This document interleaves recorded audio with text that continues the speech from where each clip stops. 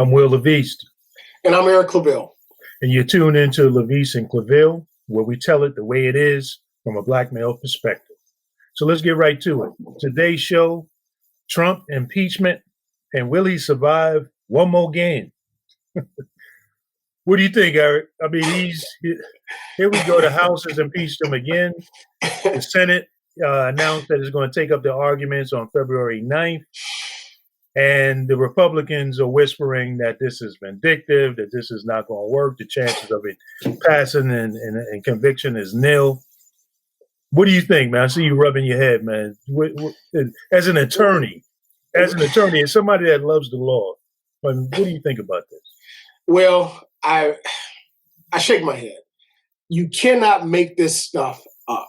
First of all, to be impeached is a very terrible thing. Right, we've only had several presidents in the history, and he's the first to be impeached twice. Right, exactly, and rightfully so.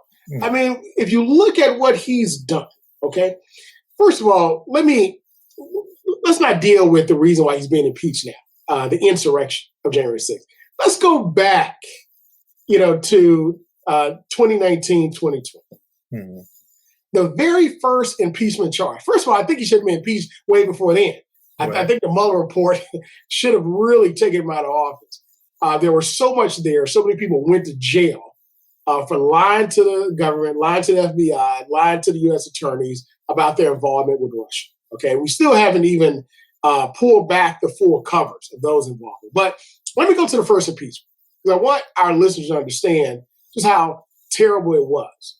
Now, keep in mind, it seems like this was years ago, right? Right. But Will, you're talking maybe 18 months. Right. So Trump actually, on a phone call, talked with the president of Ukraine and tried to bribe him to run a bogus investigation against Joe Biden, who he knew was the candidate that could beat him. And now who's the president of the United States? President of the United States against Joe Biden and his son, all right? And if he didn't do it, he was going to withhold millions of dollars of military aid, which Ukraine needs in order to fight against who? To Russia, protect him. The man needs to protect his country, right? And then on top, so if that wasn't bad enough, now it's not like we had to do this whole investigation to find out if this guy did it. I mean, it was in the phone call, right? Right. Now, to make it even worse, when they found out he did it, he actually told everybody in his administration, the agencies that were connected, don't cooperate, don't testify, and in effect lie. So not only do you have abuse of power with bribes and something that really could have started World War III, because if Russia invaded Ukraine again and really overtook that area, then you got our allies in Europe that really have a major issue on their hands. But secondly, you've got not just abuse of power, but then you have obstruction of justice. You can't tell witnesses not to cooperate. You can't bully people. And lo and behold, he gets impeached, but does the Senate convict? No, they don't. But as you go back and you look at the history, this is actually part of the confusion around this that actually might lead to him getting over again. Because a lot of the confusion is all of that about the history, what happened, what does it really mean? And then now you look at even now what's going on. He's no longer in office. So people are wondering, how are you impeaching? What are you impeaching if he's not in office? Because they don't really clearly understand what impeachment is really about. Why don't you explain, as an attorney from a legal stand, what is impeachment about and why is it that even though the president is not in office, Trump is not in office, it still makes sense to go in and impeach him? Sure. So impeachment is a mechanism that's reserved primarily for high-ranking officials in federal government, which gives Congress the ability as a check and balance against those high-ranking officials. Okay. So if someone doesn't want to be removed from office or leave office, they have the power to actually remove them from office. But it has to also follow a second prong, which is a conviction in the Senate. They have to have a trial. And that trial is usually overseen by the Chief Justice of the U.S. Supreme Court. which the Chief Justice did oversee the first impeachment trial of President Trump. And then you have what we call impeachment managers that come from the House, which are basically the individuals who are the prosecutors. And then you have the defense attorneys that come from the person or the party that's being impeached. In this case, it is the President of the United States. And then the Senate actually votes. They are the jury. So you have 100 U.S. senators, 2 from each state within the United States, that actually vote whether to impeach this president, or to convict this president or not. Right. So it's very likely a president can be impeached, which has happened now several times in our U.S. history, but not be convicted. The question now is, can this president be convicted after the insurrection? Now, the significance with that, Will, is that a president can be impeached after they leave office and convicted as well. Why is that significant? Because in this case, it shows that no one is above the law.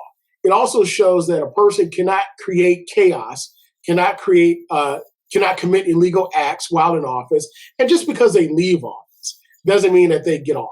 This has actually happened before during the time of Reconstruction, after the Civil War, where you had a federal official take bribes, and they were not only impeached, but they also was convicted, whether they were impeached and they left office because of taking those bribes. And the other thing that's important about what you said is that it's not just the president. It's an elected government official. So there are cases of people who have been in elected office or in government and were impeached after they were removed from that office. So like you said, in the case of Trump, it's not just about removing him as president, but it's about, for example, preventing him from being able to be eligible to hold any elected office again. Right. So if you incited an insurrection and the people voted you out of office, that act of inciting an insurrection should make you ineligible to hold any office at any time in the future. So why is that really important? Again, if you look at the Republican Party, right? If he is a driving force in the Republican Party and he cannot hold elective office, then the people who are behind him that want him to become president or may want him to become governor of a state or something like that, or become a senator, he's no longer eligible. So it can have a significant impact on the people that still support Trump, that want him in office, that want him in government. Well, look, truth be told, Will, most of the Republicans want him out of office and out of their party anyway, because now the question becomes, is it the party of Trump or is it the Republican Party, what we call the GOP, the establishment? Overwhelmingly, we've seen the influence that this former president has on Republican voters, people that vote the GOP, right? And he's bullied them. Many have been afraid, which baffles my mind. I mean, you're a grown man, grown woman, and you're afraid of another man because he can tweet, right? But afraid that he would actually incite their voters, their base, to vote against them, become primaried, or actually lose their seat in an election. But also, they're afraid now because they know that this man has so much pull, so much power over the voting base that they can actually move in and create trouble and almost kill those elected officials. How do we know this? The insurrection, right? Will, you had individuals coming to the Capitol on open mic saying, hang Mike Pence. Right. And that was only after Mike Pence said that he didn't have the authority to overturn the election, right? Which he knew he didn't. He just waited till he left the White House to tell the president. And then after he called him and told him that, Trump tweeted and said, Mike Pence let us down. So they immediately, within a matter of 60 minutes, turned around after they left the rally to get, revved up, to go into the Capitol. One of the first person they were looking for was Mike Pence. Man, what a thank you for 4 years of having your back. But there's also reports now that people who are supporters of Trump, who are out there vigilant, out there in the insurrection, that are feeling let down because they actually believe, in some crazy way, they actually believe that in the end of the day that President Trump was going to continue to be President Trump. So now that they see that Biden has in fact been inaugurated, they have been let down. They have feelings that Trump has lied to them and turned back. So what I see going on is this weakening of the power of this base. It's like, okay, where do these people go now? And it seems to me that there's a lot of Republicans who are looking at that and starting to jockey and position themselves to be able to be the next torchbearer for this sentiment, this block that's out there. And I see that right now in a lot of the conversation that is going on and the messaging that's being put out there in the media, saying that, the likelihood of conviction is nil and this is just vindictive. Is this, again, as a political consultant, you know how the politics works. Yeah, sure. Is this gamesmanship? Are they maneuvering and putting this message out there, or is this real that the Republicans are just not likely at all to convict Trump? Well, first of all, there's always spin, right? Immediately after the insurrection, right? You had Republican GOP saying it was Antifa and Black Lives Matter dressed up like Trump supporters. Right. I mean, which clearly that was not the case. There was no evidence of that. And you mentioned the Trump supporters turning now against Trump, saying that he's weak. They were upset because they wanted to know that they were proud and strong to be out there, running into the Capitol, which now many are getting that 3 a.m. knock on the door by the FBI and being perp walked outside of their neighborhood and, being charged with federal crimes, which is going to follow them the rest of their lives. I mean, it's unfathomable what's happening, and keep in mind, they're going to keep arresting people until they get everybody who they got on social media. The FBI has over 100,000 images that people posted themselves. Right. Okay. So themselves. Proud of what they was doing. Proud of, destroying the Capitol. Right. Yeah. I mean, think about that. And think about the young lady who said in Pennsylvania, who was trying to find Nancy Pelosi's laptop, got it, and knew where to find it, which is another issue that we'll talk about, and said that she's going to sell it to Russia. How in the world is that making America great again? Well, one of the things I'm seeing and I'm wondering about is, okay, what's next? What's the strategy going forward? And I'm thinking about being in the heads of the leaders of the Republican Party. So you're, political expert, consultant. What do you see and what do you think is going on in the minds of those in the Senate? Saying, okay, how are we going to play this out? Because you have the very clear example, which looks like clear evidence that this was an incitement of an insurrection, and we're coming out with more information, such as his plot to get the assistant district attorney or the votes in Georgia to be overturned. Right. So all of this is tying back to the election and tying back to corruption and voter fraud and all of these things that tie into what this impeachment is all about.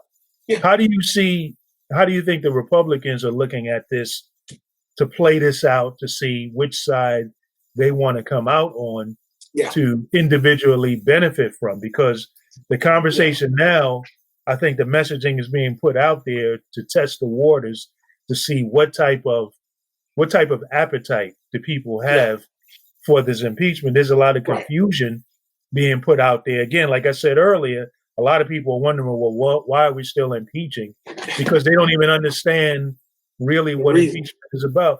So how do you see the Republicans? How do you see them playing it? And how do you see this playing out? Well, Will, first of all, the GOP is dead. The traditional GOP that we know, the establishment, that's a done deal. It's over with. So I think that, and we saw that by the the conservatives, former Republicans, who actually voted for Biden, but they're still conservative, right? Mm-hmm. Create the Lincoln Project. And the Lincoln Project was solely created as a backlash against the establishment Republicans and the Republican voters, okay? The right-wing extremists that actually voted for this guy, all right, to be president and were supporting him. And they thought that the GOP should stand up, right? Stand up and do the right thing. Well, you reap what you sow, right? Keep in mind, it was only 12 years ago that Mitch McConnell said that we're going to make sure that Obama become a one-term president, right? And they actually kept feeding that birther movement, which Trump took on and rode into the White House. Right. So they actually fed that demon. They fed the beast, right? They kept feeding it. And keep in mind the legislation that they actually used in order to go against Obama actually helped most of their voters. The Affordable Care Act, Obamacare. I remember in Pennsylvania, and I go back to Pennsylvania again, the senator that was there at the time, his name escapes me, but he was doing a town hall. And you had this young lady, white female, who was saying, I don't want my country to be taken over by Russia. I don't want to wake up and have Russia's parachuting, right. into my backyard. And, he was like, what are you talking about? And this one was being given over the airways, the Rush Limbaughs, the Sean Hannitys, and others at the time that were feeding this poison to their voters. And they believed it. So it was the same thing that Trump did. He fed the poison of this election has been stolen. But when you say dead, though, you said the Republican Party is dead. There's still, be honest, there are a lot of Republicans out there that didn't necessarily buy into all of what Trump was saying. They don't necessarily were buying into the insurrectionists. It's been established that there's a fringe, there's various levels, there's various people on the spectrum of what it means to be a Republican. Sure, okay? Sure. So there's a lot of people who are not buying into the violence that happened at the U.S. Capitol. So when you say the Republican Party is dead, isn't there a whole host of people in there who are among that 70 million that voted for Trump that are reasonable people, that are people that just share different policy issues? They're not all, you can't broad brush them all with the group that stormed the U.S. Capitol. When you say it's dead, what do you mean? Those are the majority of the people who still make up that party. Yeah, exactly. So what I'm saying is the messaging. So now the Republicans, and this is what the Lincoln Project was all about. So now you've got Mitch McConnell that has to actually create a message around one or two things. One, you to continue to create the message around Trumpism, which isn't going anywhere, all right? Mm-hmm. And that's really the true heart of a lot of these right-wing Republicans, right? And, so that Trumpism isn't going anywhere. So you create a message around Trumpism or you create a message around conservatism. Mm-hmm. The two are not the same anymore. And we saw that. We saw that clearly, Will, during this Trump period. So either Trumpism or conservatism. And that is the true nature of the GOP. The problem that they have is centered around those two messages. So that's what I mean. But I agree with you that you have a lot of Republican voters that did not agree with the insurrectionists, but they also didn't speak out against it either, right? How many of us went out into society? We went around our white or even black GOP friends, and none of them even said anything about January 6th or January 7th or January 8th, or even now after the inauguration, right? Nobody, I didn't really hear Fox News say too much about it. I didn't hear OAN say too much about it or other news outlets, right? It's as if it never happened, but it's not going anywhere. And we'll talk about, what is this thing? How do we now deal with what we always have known of domestic terrorism, right? And more specifically, white domestic terrorism. So where does the GOP go from here? I don't know, but we're going to find out in midterm elections. But I can tell you this, there is no way, unless you have the redrawing of districts, voting districts across the country in 2021, but there's no way that a GOP can win a national election in the next decade. It's just not going to happen. Now, to switch over to the Democrats now there's risks too for the Democratic Party with going forward with this impeachment. Again, if you operate from the premise that there's a lot of confusion, people not sure why are we still going forward with an impeachment for a president that's not in office anymore? A lot of confusion. So they've got to play this carefully too, because they tried it once, it failed. Now they're in the Senate, they're looking at the numbers. The Senate, the Democrats do have a tiebreaker in the Senate, but they still don't necessarily they still need Republican votes in order to deliver. 17, as a matter of fact. Right, 17 Republican votes. So what's the risk for the Democrats? I mean, you got the Democratic Party is also split here. You've got the progressives who really want some bold action, who are tired of Trump and are seeing the destruction and all of the risks to the nation and what it's supposed to be about in terms of democracy that has to be upheld. But then you also have people in the Democratic Party who are, want to be pragmatic and get on with the business of governing. Right. So what's the risk to the Democrats in going forward with this? Well, Will, here's the difference. The world saw an assault on democracy. There's no mistaking that. Now, you could spin the Ukraine incident, even though, I think he should have been convicted on that. You could spin that, right? Because that's happening behind closed doors. No, you ask the average American, where's Ukraine? I guarantee you 9 out of 10, maybe 10 out of 10 could not tell you where Ukraine is. So I've always argued that the issue with Ukraine lacked a tangible, identity or being familiar with it in our country. So, that was the plan, and that was the plan. But the insurrection on the U.S. Capitol, how many people study U.S. government? How many people around the world come to America because of that symbol of the rotunda? Right. So it was that the world saw, and that's the reason why I believe that this particular impeachment was definitely not only needed, but the Senate trial is going to be extremely hard for a lot of GOPers not to vote against, to vote against convicting this president. Now, can it happen? The answer is yes, because you got a lot to say. Keep in mind, on the coast, it's fairly liberal and progressive. The middle of the country, from Montana all the way over to North South Dakota, meandering all the way down the Mississippi River until you get to Texas, Louisiana, Alabama, and Mississippi. Right. All those states have 2 U.S. senators, right? So you've got enough on that side. You got about 30 U.S. senators that you already know they're not going to vote to convict. But the key is that they've got to prove that Donald Trump told those people to go storm the Capitol. Mitch McConnell already said it. Mitch McConnell already said it. Listen, Cool Hand Luke, Mitch never shows his hand, right? Until the right time. That speech that he gave, I never forget. I was sitting at the table doing some work, and I had the news move on. And when I heard they cut live to Mitch McConnell giving his speech, and when he said that Donald Trump, that the insurrection was incited by the president and other high-ranking officials, feeding them lies, inciting them to violence. Man, look, I almost dropped my coffee. I had to run to the television to see if this is the guy. I mean, is this really what he's saying? Right. Oh, he's already said it, right? But Eric, you know that the insurrection happened January 6th, right? As we're talking today, it's January 23rd. Right. People's minds have already begun to move on. Soon, by the time the Senate trial begins, it will be February 9th.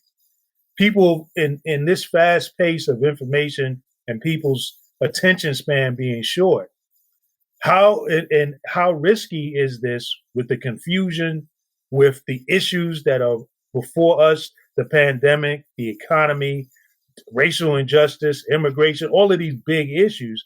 The Democrats also got a risk of how far they want to take this thing, because it's all about the tone and the mindset of the country and whether they're with you or not. So, what's the risk of the Democrats? But Will, if they don't go after this conviction, if they don't deal with this impeachment, it's going to not everything that we're trying to do to correct society is going to give a free pass to these people that work in order to turn the country upside down. I mean, these individuals have to be punished. They have to be held accountable because of their actions. And the inactions of senators that believe, oh, no, we can't do this because of America. No, we have to do this because it is America. Listen, if this former president gets off again, if these individuals who are brought in during this trial, or if they do not vote to convict this former president, that's going to say to all of the insurrections, that's going to say to all extremists, that's going to say to all white supremacists, it's okay. We can do this again. And guess what? Nothing's going to happen to us. And keep in mind, the images, you're talking about racial injustice. Think about the racial double standard, right? Of whites walking into the Capitol, storming their way in, breaking glass windows, right, killing policemen, assaulting police, ignoring a direct command from a federal officer, stealing podiums off of the floor. And if all of them who actually did those things get convicted and get punished and get their due process, and the president gets off, won't that still be enough for some people? With all of the big things that we had going on in the country, that's the risk. But that's the risk that I don't think that the country is at. That some people say, "Hey, that's enough." Those folks who are actually in the Capitol, that's enough, because they got to directly link and directly convince folk that I don't agree. You don't agree that they don't have to directly link Trump having incited that insurrection? That's what the issue is about. You and I sit here, look, you and I sit here right now, and we agree that he incited the insurrection. We agree with that. Hands down, I agree with that. But it's not about what you agree with. It's not what we think. It's what you can prove. So my point is, at what risk do you try to prove something that might not be provable, that might not be worth it, when you got all these other big things going on? And that's what my concern is, that the country's attention span is going to be like, look, leave that alone. And that's what I think that the Republicans that are right now putting the messaging out there saying this is just vindictiveness, is not worth it, so forth, are banking on, that they want to change the mindset of the country. So look, so we coming up on our time. So as we look at all of this, so what should Black people do in America do regarding this issue, Trump's impeachment? Well, Will, I addressed it a little bit. You know, in order for us to have true equality in this country, we have to have a conversation and a reckoning with racial injustice and racial inequality and inequity. This particular trial in the Senate is just about that. If we allow this president and other high-ranking officials to get off for inciting an insurrection, which the underlying issue was against African Americans voting and pushing the candidate of choice into office through the democratic process, then our country has failed us again. So stay tuned for what's happening during this trial. It's going to be extremely important. And again, it's going to be a way that our country can move forward or stand still in the racial injustice that has always been in. And I absolutely believe that people have to stay focused on what is at stake. As you said, this wasn't about an assault on the democracy, our system, what we believe that we are as Americans. And as Black Americans, the sacrifice that we've given up in terms of our ancestry, in terms of fighting for citizenship in this country, you know, it only pales in it's only second to the sacrifice of the Native Americans that the indigenous people have had to endure in genocide for this country to be what it is. So this is a country worth fighting for. That's right. So we got to stay focused on what was attacked on January 6th, and not whether or not he was in office, and it still makes sense to impeach him, but what was attacked. And as you said, what is it going to mean for the country going forward? But that's enough. That's enough for what we got this week. As we tune in with LaVeist and Claville, Props to Ben Bailey, our producer in the back end. Appreciate our sponsors. Appreciate you all tuning in and following us on Twitter, social media, and our website, LaVeist and Claville. Yeah, and make sure that you share your favorite shows, share our channel, and share our website at LaVeistandClaville.com. And if you got a question, email us at LaVeistandClaville@gmail.com. And we'll definitely get back to you, because at the end of the day, that's the way it is. We'll see you next show.